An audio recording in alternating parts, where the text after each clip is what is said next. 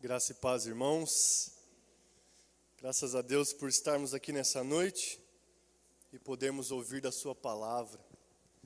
As crianças permanecem em nosso meio, elas são bem-vindas aqui, elas fazem parte da família da aliança e elas aprendem a terem reverência ao Senhor, ao nos ver cantar, orar e também ao nos ver ouvindo e prestando atenção na pregação da palavra. Meus irmãos, nós hoje vamos dar continuidade à nossa série de sermões sobre passagens bíblicas relacionadas às decisões e resoluções do Supremo Concílio da Igreja Presbiteriana do Brasil. Esse que é o órgão máximo da nossa organização administrativa denominacional, teve uma reunião, a 41ª reunião ordinária do Supremo Concílio, na semana retrasada. No domingo passado, e começando no domingo retrasado, eles tiveram essa uma semana de reunião, tratando de questões administrativas, porém também tratando de questões bíblicas, teológicas. E essas, em especial, bíblicas e teológicas, nos interessam aqui para que pelo menos alcancemos dois objetivos. Para que os irmãos sejam informados de resoluções específicas e importantíssimas, e para que todos sejamos edificados pela palavra do Senhor. No primeiro sermão, domingo passado, nós vimos a resolução sobre o movimento Legendários. Eu imagino que algum de vocês já devem ter visto em páginas da internet, perfis de Instagram, pessoas com a roupa laranja subindo a montanha. Então vejam lá no nosso canal do YouTube essa pregação sobre isso. E nós aprendemos que a transformação verdadeira não nasce de coisas externas. A transformação nasce na misericórdia de Deus, pela renovação da mente, e nos conduz a fazer a vontade de Deus.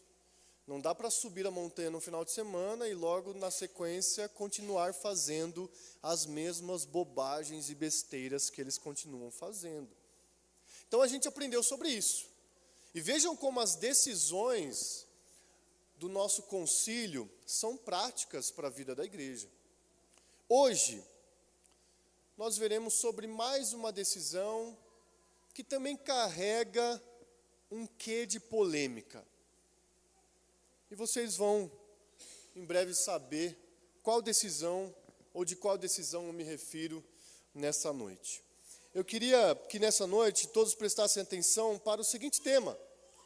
Deus chama todos nós para servirmos, para nos dedicar ao serviço. Porém, isso se dará de forma diferente, em contextos diferentes. Nós vamos aprender sobre isso. Eu quero pedir para que vocês abram suas Bíblias na carta de Paulo aos Romanos. Abra sua Bíblia em Romanos, capítulo 12. Romanos 12, eu vou fazer a leitura dos versos 3 a 5. Quem quiser também pode acompanhar como está projetado. Diz assim a palavra do Senhor. Porque pela graça que me foi dada, digo a cada um de vocês que não pense de si mesmo além do que convém. Pelo contrário, pense com moderação, segundo a medida da fé que Deus repartiu a cada um. Porque assim como num só corpo temos muitos membros, mas nem todos os membros têm a mesma função, assim também nós. Embora sejamos muitos, somos um só corpo em Cristo e membros uns dos outros. Que Deus nos abençoe na exposição de sua palavra. Meus irmãos, uma pergunta básica. Todo crente deve servir? Sim. Existe uma frase, né? Quem não vive para servir, não serve para viver. Agora, todos os crentes exercem uma mesma função? Não. Inclusive, a gente teve uma série de pregações aqui sobre serviço na igreja. Foi muito abençoador. Todos os crentes, todos os salvos e redimidos em Cristo, pertencem ao mesmo corpo, cujo cabeça é Cristo, e receberam graça de Deus para servir, para fazer coisas, para se dedicar. Porém, tem uma questão polêmica que vira e mexe, aparece nos concílios da Igreja Presbiteriana do Brasil, porque surge de um ímpeto cultural do nosso tempo, que é a questão: mulheres podem exercer ofício dentro da igreja? Serem pastoras, presbíteras, diaconisas. Em quase todas as reuniões do Supremo Concílio aparece um documento lá. A gente pode consagrar mulheres para serem diaconisas? A gente pode ordenar mulheres a serem presbíteras, pastoras? Bom, é um tema importante de ser lidado. Afinal, aqui nessa rua tem igrejas diferentes, aqui nesse bairro tem igrejas diferentes, e certamente você conhece pastoras, certamente você conhece pessoas que frequentam igrejas onde mulheres são consagradas para exercerem ofícios de liderança. Por exemplo, em 2022, o Supremo Concílio recebeu uma consulta sobre isso. E o que ele afirmou lá, basicamente? Prestem atenção. Primeiro, a dignidade, o valor e a essência entre homens e mulheres são iguais. Não é uma questão de gênero. Homem e mulher foram feitos à imagem e semelhança de Deus e têm o mesmo valor diante de Deus. Não há superioridade ou inferioridade. O que foi reconhecido também nessa reunião de 2022 é que todos os crentes, como o apóstolo Pedro ensina, eles agora não precisam de um sacerdote terreno para se conectarem com Deus. Eles precisam de Cristo. Cristo é o nosso sumo sacerdote, é suficiente. Todos nós servimos a Deus diretamente. A gente não passa por um apóstolo, por um papa, por um padre, por um pai. Não. Temos acesso a Deus diretamente por meio de Cristo Jesus. O sacerdócio universal de todos os crentes. Isso foi reconhecido naquela decisão em 2022. Mas em 2026 voltaram com a mesma questão. Mas não necessariamente falando de ofício, mas falando sobre se mulheres podem fazer o que eu estou fazendo agora. Se mulheres podem subir no púlpito e pregar no culto solene, no culto público, no culto dominical.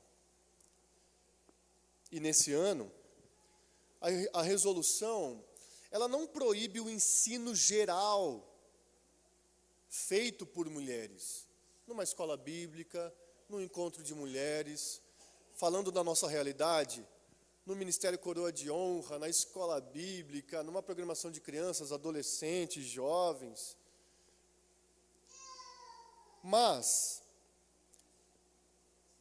há uma resolução que diz que este momento do culto é restrito a homens que foram consagrados e aprovados para exercerem o ofício do ministério da palavra. E aí muitas questões podem surgir na nossa mente. Mas eu quero falar da questão que não pode surgir na sua mente. Qual que é? A seguinte: quem tem mais valor? Não se pergunte isso. Não se pergunte se mulher ou homem tem mais valor diante de Deus. Eu acabei de dizer, ambos são criados à imagem e semelhança de Deus. Como que deve ser feita a pergunta, então? Da seguinte forma: como Deus determinou que a pregação no culto solene deve ser feita? Essa é a pergunta que deve ser feita.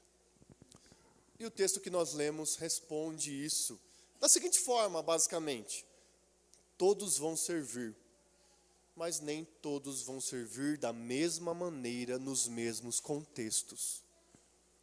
Vamos ver os ensinos desse texto? O primeiro ensino que eu gostaria que vocês vissem nesse texto é o seguinte: todos devem servir com humildade. Vejam a leitura do verso de número 3. Porque pela graça que me foi dada, digo a cada um de vocês que não pense de si mesmo além do que convém.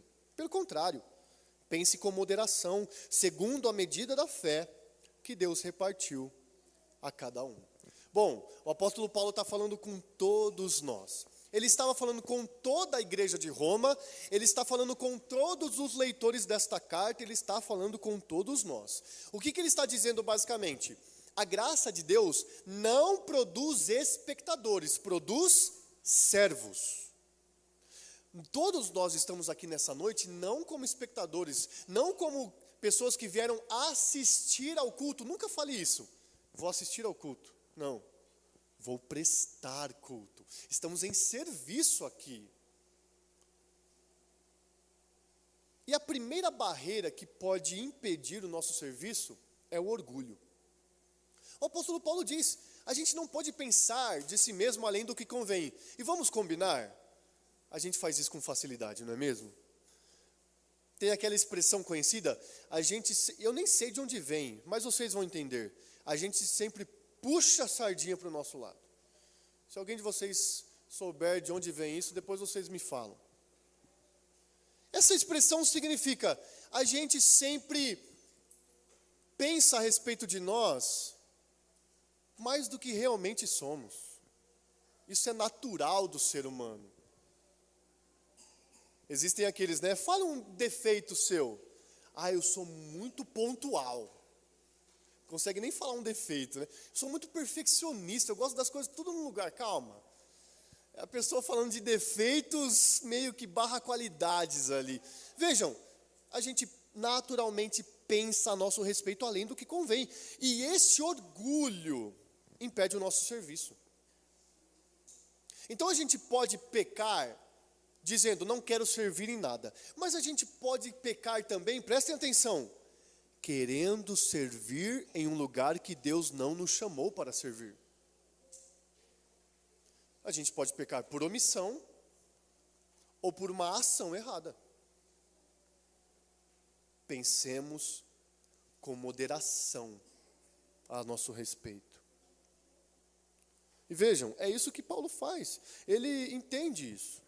E é por isso que nós devemos ter humildade. O orgulho impede o nosso serviço. E a humildade, prestem atenção, não é aquele sentimento, eu não sou nada, eu não sei nada, eu não presto para nada. Isso não é humildade. Isso é vitimismo, autocomiseração. Humildade é você pensar com equilíbrio.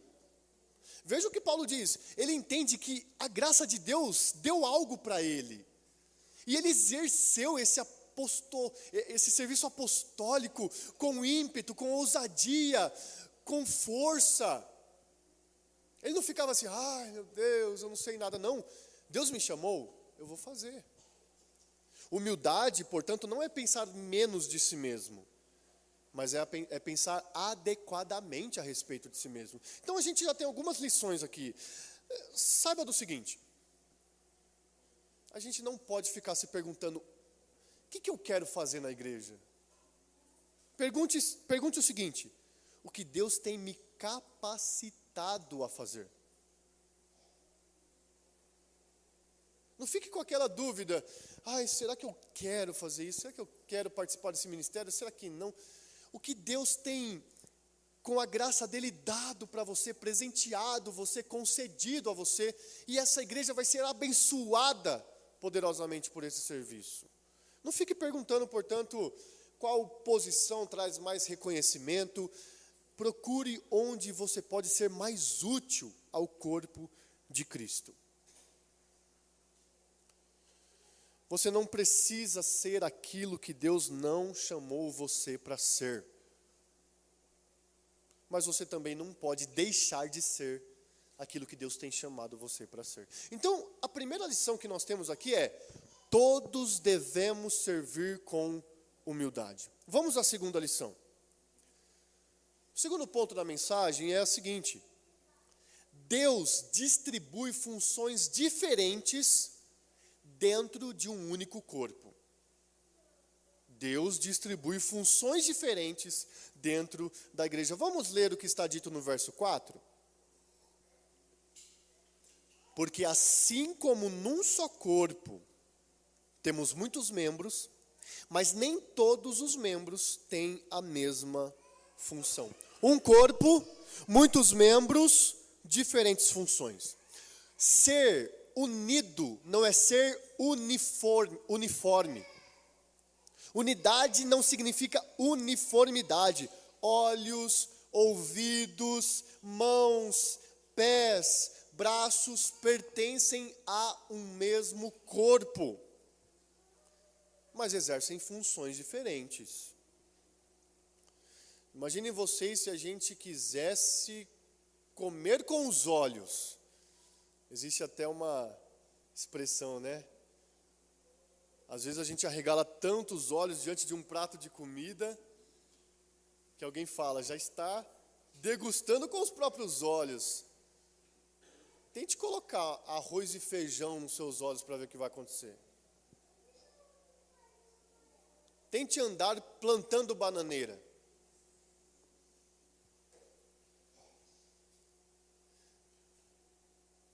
O corpo, os membros do corpo são diversos porque cada um tem uma função. E aqui o destaque é para a diversidade desses membros e para como eles juntos formam uma unidade boa, uma unidade útil. É assim na igreja, gente diferente, dons diferentes, mas um mesmo corpo. E sabe de onde vem essa diferença? Vem de Deus. Ele não me fez igual a você. Ele não fez você igual a mim. Ele não fez você igual a pessoa que está do seu lado em relação a dons, em relação a habilidades, em relação a talentos. E graças a Deus por isso. O apóstolo Paulo diz nesse texto, no texto anterior, segundo a medida da fé que Deus repartiu a cada um. E ele, aos Coríntios, disse, Deus vai distribuir como Ele quer a cada um individualmente dons. Aos Coríntios ele também disse, há diversidade de dons, mas o Espírito é o mesmo. Ou seja, sabe por que somos diferentes?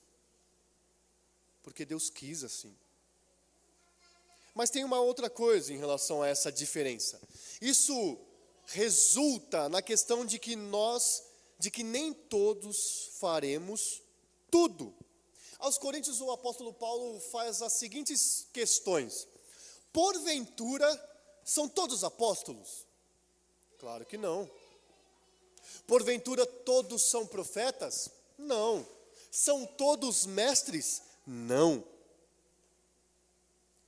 O fato de que todos nós temos acesso direto a Deus por meio de Cristo, e todos nós temos dons para servir, e somos capacitados por Deus para servir, não significa que todas as funções da igreja estão disponíveis para todas as pessoas da igreja. E a resolução do Supremo Concílio de 2022, afirmada neste ano, enfatiza isso. Todo mundo serve, mas nem todos fazem tudo. Então nós temos uma lição aqui. Quando a igreja ensina que a pregação da palavra no culto público, no culto solene, no culto dominical, é função reservada a um ministério ordenado masculino, a igreja não está dizendo, mulheres, vocês são inferiores. Óbvio que não. Na verdade, a gente está dizendo o seguinte: Deus estabeleceu as coisas de um jeito. A gente aprende isso na Bíblia e a gente deve obedecer. A quem Deus designou o ministério pastoral? A homens. E veja, essa questão de valor é tão evidente no sentido de que não é uma diferenciação de ser superior ou inferior, que não são todos os homens que são ordenados ao sagrado ministério. Não é qualquer homem que vai chegar, viu, eu vou lá pregar domingo. Não, não é assim que as coisas funcionam. Não é uma questão de valor, é uma questão de vocação e função. E a Bíblia não diz que as mulheres nunca podem ensinar. Paulo a Tito vai dizer para as mulheres mais velhas ensinarem as mais jovens. A gente vê Priscila e Áquila, um casal discipulando um homem chamado Apolo. A mulher envolvida no ensino. Mas no contexto da pregação autoritativa, no culto solene, Deus quis de um jeito. E a gente obedece. Isso baseado, por exemplo, naquilo que está dizendo em 1 Coríntios 11, 3. Eu quero que vocês saibam, Paulo dizendo: Cristo é o cabeça do homem, o homem é o cabeça da mulher, Deus é a cabeça de Cristo. Quando Paulo diz que Deus é o cabeça de Cristo, ele está dizendo que Cristo é inferior a Deus? Não. Quando, portanto, ele diz que o homem é cabeça da mulher, ele não está dizendo que a mulher é inferior ao homem. Ele está dizendo que foi estabelecida uma ordem. E Deus sabe que isso é bom. Portanto, há uma diferença, mas não há inferioridade. Sendo assim, no contexto da pregação dominical, este momento não foi reservado a vocês, minhas irmãs. É uma bênção vê-las servindo, trabalhando e se dedicando, em tantos contextos. E é uma bênção ver vocês se submetendo à vontade do Senhor. O princípio é: há participação ampla dos dons dos crentes, mas existe uma ordem de Deus que deve ser obedecida. Então a lição aqui nesse ponto é, ou melhor, uma aplicação é a seguinte: a gente não tem que transformar essa doutrina em uma guerra. Esse negócio de luta entre classes não é coisa de crente. A gente não vai transformar numa guerra homem e mulher por causa de um ofício. Não. A pergunta não é quem é mais importante, a pergunta é: qual é a função que Deus me deu? O que Ele quer que eu faça? Vamos nos submeter e veremos, e desfrutaremos, e experimentaremos a graça de Deus nisso, e a utilidade disso, quando obedecemos ao nosso Deus. Então até aqui a gente já aprendeu que todos nós devemos servir com humildade, e que aqui na igreja nós temos diferentes funções. E o versículo 4, este que está projetado, nos ensina mais uma coisa. Nos ensina o seguinte, prestem atenção: todos são chamados a servir, não como querem, mas como Deus ordena. Quem foi que criou os olhos, a boca, o ouvido, cabeça, ombro, joelho e pé? Quem foi que criou tudo isso? Quem foi que determinou as funções de cada um desses membros? Foi Deus. Quem foi que criou você? Quem foi que colocou você aqui nesta igreja, neste corpo? Foi Deus. Não para você servir como você quer, mas para você desfrutar daquilo que Deus tem para você aqui em nosso meio. Então, aqui, Todos vão se instruir, se aconselhar, se consolar, se exortar, se discipular, se visitar, de formas diferentes em diferentes contextos. O mesmo vale para os homens, nem todos vão subir nesse púlpito para pregar. Mas ainda, meus irmãos, eu quero trazer um quarto e último ensino. Nós já aprendemos que todos devem servir com humildade, nós já aprendemos que todos devem servir, mas em diferentes funções, aprendemos que todos devem servir não como querem, mas como Deus quer. Por fim, ouçam um último ensino que esse texto nos traz. O corpo de Cristo precisa de todos. Vejam o que está dito no verso de número 5. Assim também nós, embora sejamos muitos, somos um só corpo em Cristo e membros uns dos outros. Irmãos, saibam do seguinte: os dons de um beneficiam todos. A diversidade não destrói a comunhão, na verdade ela enriquece. Você precisa do seu irmão. Você tem um dom que eu não tenho. Eu tenho outro que você não tem. E Deus seja louvado por isso. Deus me chamou para algo que Ele não te chamou. Deus chamou você para algo que Ele não me chamou. E a gente vai aprendendo a lidar com isso, a confiar nisso e a descansar em Deus nesse contexto. Eu preciso daqueles que intercedem. Os que ensinam na escola bíblica precisam daqueles que estão servindo na projeção, no som, na diaconia.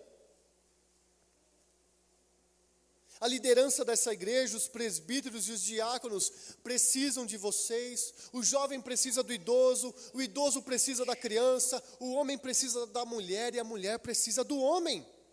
Somos membros uns dos outros.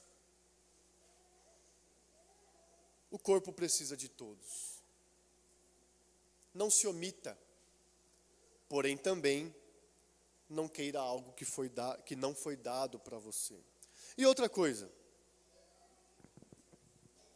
não despreze onde Deus colocou você. O apóstolo Paulo aos Coríntios, ele diz o seguinte, prestem atenção. Ele vai escrever, será que eu posso dizer, porque não sou olho, não pertenço ao corpo? E ele vai dizer, não.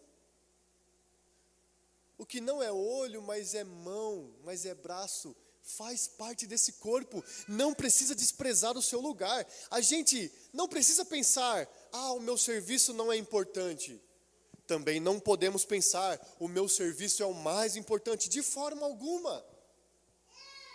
A igreja não precisa de estrelas, a igreja precisa de crentes fiéis. O mundo vai perguntar, quem está aparecendo na live? Quem está aparecendo na igreja? O que o evangelho pergunta? Quem aí está servindo? Vamos a algumas últimas aplicações para nós caminharmos para o final aqui. São 5 rápidas aplicações para nós. São as seguintes. Primeira delas. Não procure um ministério que dá para você mais visibilidade. Procure fazer o que você tem sido capacitado a fazer. Segunda aplicação, não tenha inveja do dom de outra pessoa. Você não precisa ser pregador, músico, líder, professor, presbítero, diácono. Você não precisa ser bom no som. Você não precisa ser bom em cozinhar necessariamente. Você vai ser bom em alguma coisa. Deus vai capacitar você. E me permitam uma subaplicação aqui. Conversava com a Letícia, minha esposa, essa semana.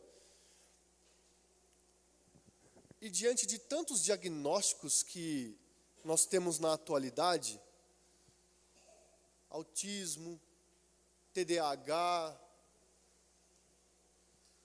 tem o TOD, tem o TOC,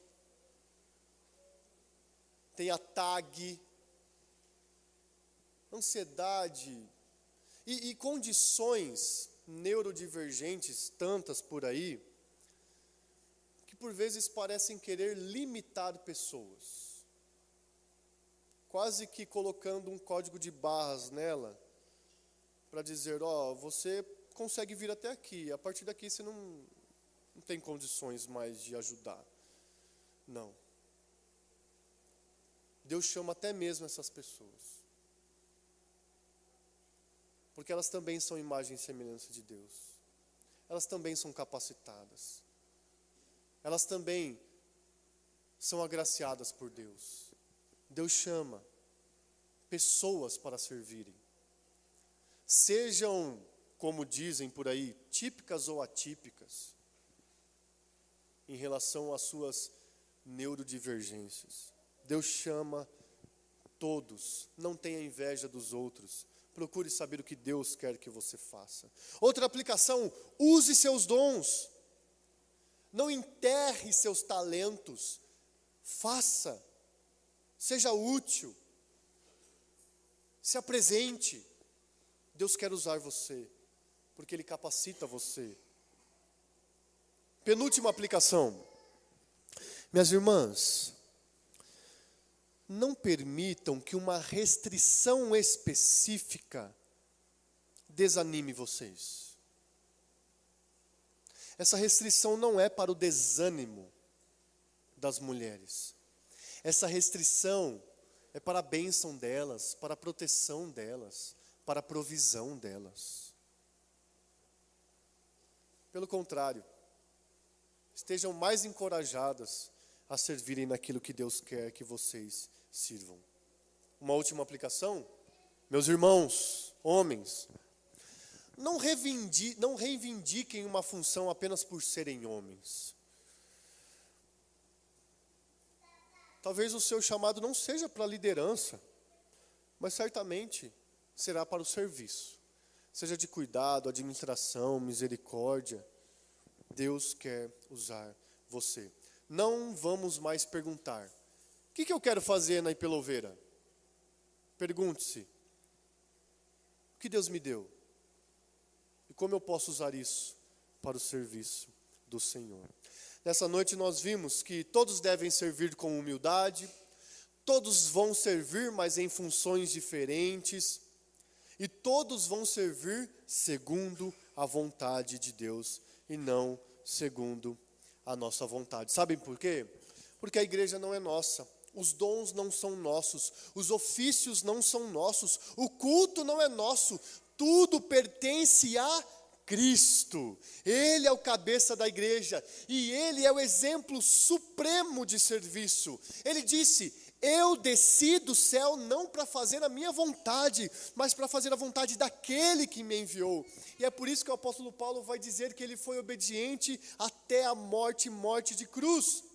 Cristo é Deus, Jesus é Deus, e mesmo assim, ele não ficou reivindicando alguma posição na obra da redenção. Na obra da redenção do ser humano, ele se submeteu à vontade do Pai, ele entendeu, eu vou para aquela terra, eu serei humilhado, eu vou padecer, sofrer, morrer, mas eu farei tudo isso obedecendo ao meu Pai. Isso não significa inferioridade, significa submissão. Cristo não perguntou que função vai me glorificar mais, Cristo perguntou, qual é a vontade do meu Pai?